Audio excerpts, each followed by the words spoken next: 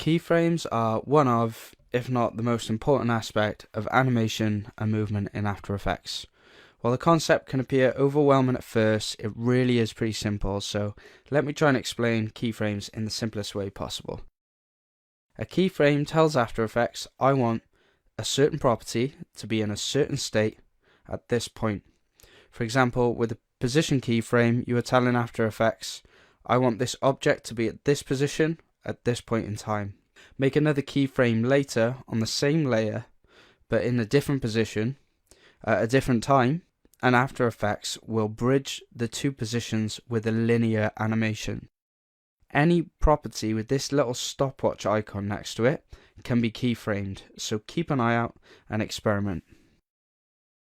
Let's start building our composition. So as we progress through this course, we'll go over techniques that we've used previously. So the first thing we're going to do is we're going to save as, because remember, so keyframes, let's just call it keyframes.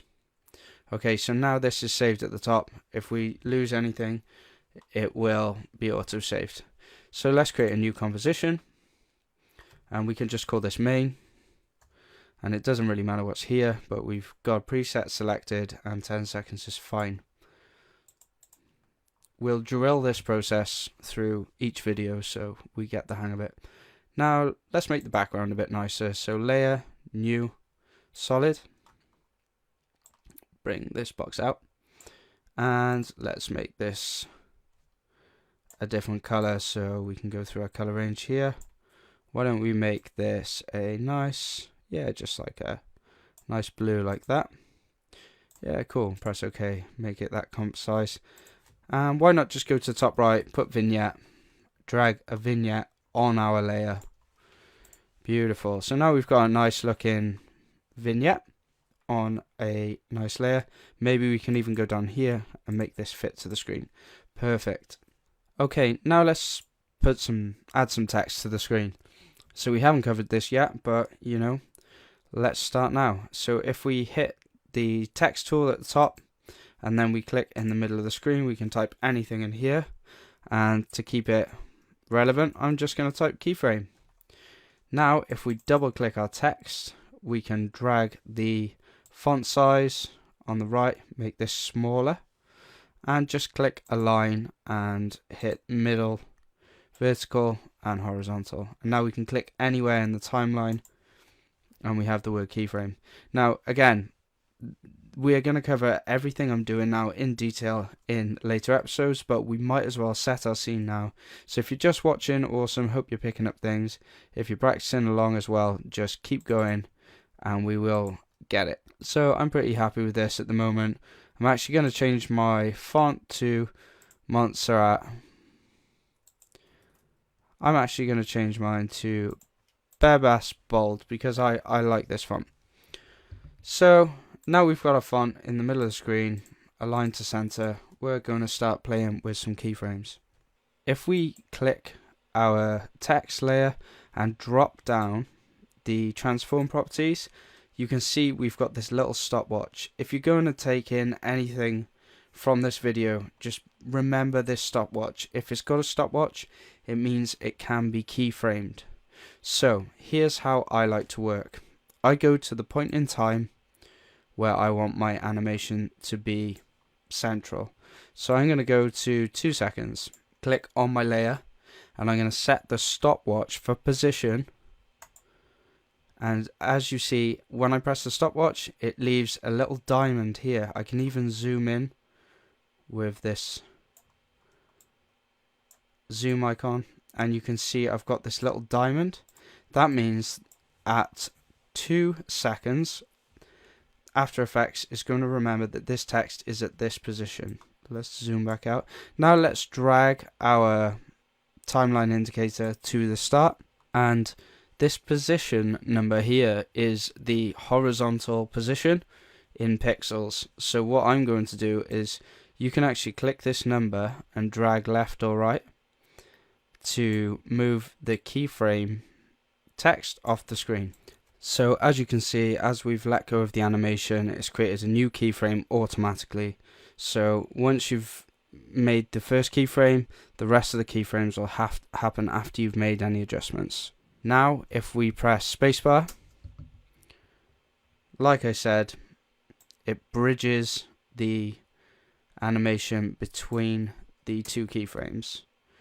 For good measure here, it's worth saying, let's hit the motion blur icon, which is this guy here, and by default it's turned the master icon on, and now you can see there's a little bit of a blur with it. I won't go into too much detail on easing or speeds, but if we select both of these keyframes now and press F9, it gives the animation a speed up and a slow down, so we get a more soft entry for the word. And it actually just looks a little bit nicer.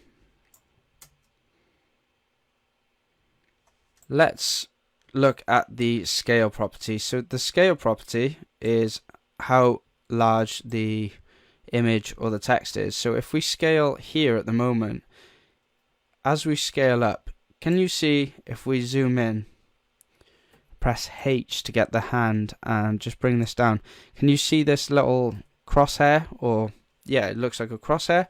This is the anchor point.